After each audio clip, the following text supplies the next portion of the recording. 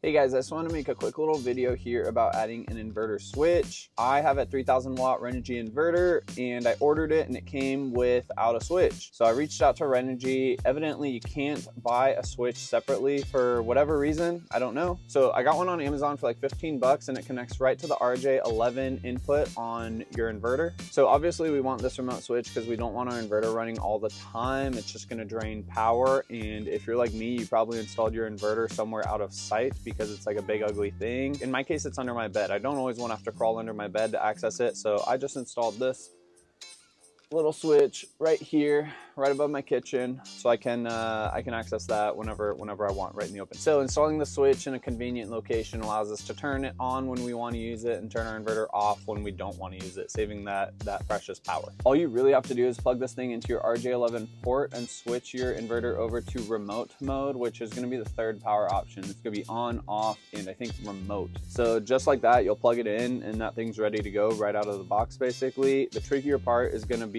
running the wire through your van, and that's going to completely depend on your van build and setup. All I had to do for mine was remove this panel right here, and then I cut out a little rectangle for the back of the switch to sit into. After that, I ran the wire behind the panel, and it just kind of sits on top of these little 2x2s that I have behind this piece of wood. Then it goes in through this little corner, and it's going to come out underneath my bed, and from there I just run it to the inverter. So to hold the wire out of the way and keep it from sagging, I just used some nail-in cable clips, and then I bundled up the rest of the wire and tied it together with a zip tie. All right guys, if you have any questions, let me know below. That's pretty much going to be it. It's a super simple process, but honestly the convenience is a real game changer. All right, see you next time.